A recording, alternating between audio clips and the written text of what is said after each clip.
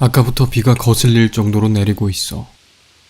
어찌나 시끄러운지 내가 보고 있는 책에 단어 하나하나를 어지럽히고 있을 정도야. 하지만 유리창을 두드리며 끊임없이 들려오는 그 소리가 얼마나 소중한 것인지 나는 모르고 있었지. 나는 결국 짜증이 난 채로 책을 내려놓은 채 침대에서 잠깐 쉬기로 결정했어.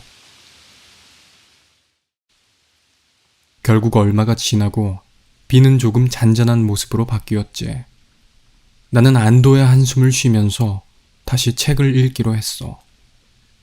그런데 내가 책을 올려둔 작은 테이블로 걸어가는 동안 뭔가 이질적인 소리가 들려왔어. 그것은 너무나 희미해서 거의 알아차리기도 힘든 작고 규칙적인 노크 소리였지. 물론 빗소리가 여전히 내 귀를 울리고 있었지만 이 소리는 그것과는 전혀 다른 종류의 것이었어. 아주 정확한 박자로 매 초마다 한 번씩 들려오고 있었으니까. 마치 누군가 내 창문을 두드리고 있는 것 같기도 했어. 나는 몸을 낮추고 창문 근처로 다가갔어. 커튼으로 향하는 내 손은 미묘한 공포로 떨리고 있었지. 나는 눈을 감고 깊게 숨을 들이켰어. 그리고 용기를 끌어모아서 결국 커튼을 옆으로 젖혔지. 하지만 창문 밖에는 아무것도 없었어. 오직 빗방울만이 배수로를 향해 흘러내리고 있을 뿐이었지. 아마 배수로로 고이는 빗방울들이 일정 간격으로 떨어지면서 그 규칙적인 박자를 만들어내고 있는 것 같았어. 나는 다시 한번 안도의 한숨을 내쉬었지. 하지만 내 심장은 여전히 두근거리는 것을 멈추지 않았어.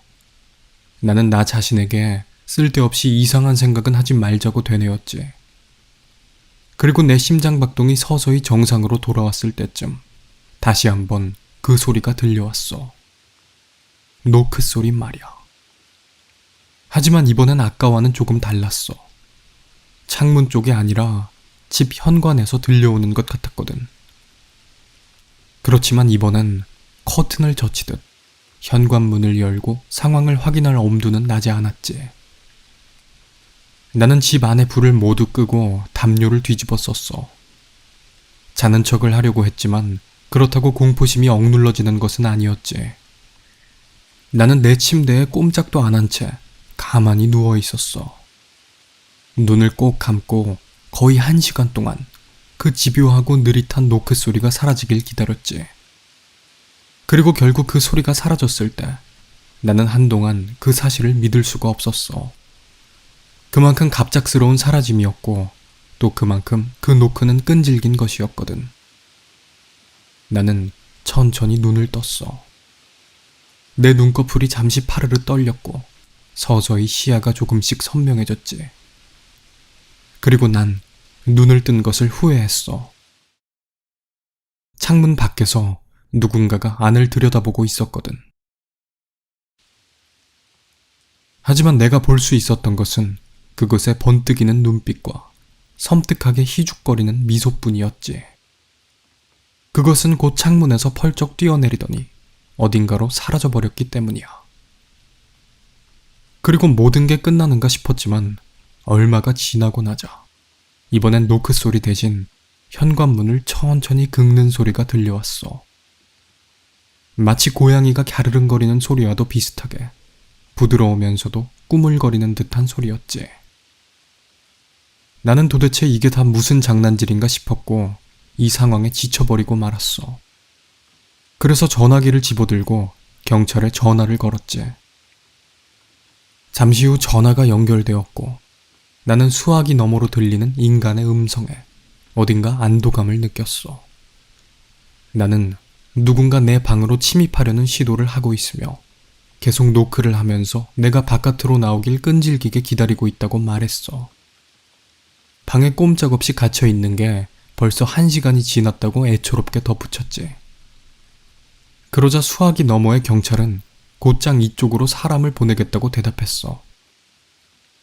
그리고 내가 전화를 끊자 갑자기 그 긁는 소리가 거친 쾅쾅거림으로 바뀌었어. 문 밖의 존재가 무엇이든 그것이 현관문을 미친 듯이 두드리기 시작한 거야. 어쩌면 통화 내용을 듣고 조바심이 난 걸지도 모르지. 두려움이 다시 한번 밀려들었고 온몸에 소름이 끼치기 시작했어. 나는 눈물까지 흘리면서 제발 경찰이 빨리 도착하기를 빌었어. 그런데 이상하게도 그 존재가 문을 부수고 들어올 낌새는 보이지 않았어. 마치 내가 느끼는 공포심을 즐기기라도 하는 것처럼. 결국 전화를 마치고 20분이 지났을 때 창문 밖에서 반가운 사이렌 소리가 들려왔어. 드디어 경찰이 도착한 것이었지. 나는 안도감을 느끼면서 내 얼굴을 쓸어내렸어. 그리고 창문으로 다가가서 크게 손을 흔들면서 경찰들에게 내 위치를 알리려고 했어. 그런데 내가 창문에 다가섰을 때 갑자기 문을 두드리는 소리가 멈췄어. 나는 창문 아래를 내려다보았고 경찰관 2명이 차에서 내리는 것을 발견했지. 그런데 그들에게로 어떤 음산한 그림자가 접근하고 있는 것이 보였어. 경찰들도 그 존재를 발견했지만 그들은 채 당황할 시간도 가져보지 못했지. 제대로 된 저항도 하지 못한 채 순식간에 팔다리가 찢겨 나간 상태로 바닥을 버둥거리는 신세가 되었거든. 그렇게 너무도 간단한 사륙행위를 마친 그 형체는 경찰차 안으로 손을 넣어 사이렌을 꺼버리고는 곧이어 헤드라이트마저 꺼버렸어. 그리고 천천히 몸을 일으켜서 내가 서 있는 창문을 똑바로 쳐다봤지. 거리가 제법 있었지만 나는 그 존재가 여전히 섬뜩하게 희죽거리고 있다는 것을 알 수 있었어. 나는 황급히 주저앉아 몸을 숨겼어. 달아나야 한다는 생각이 들었지.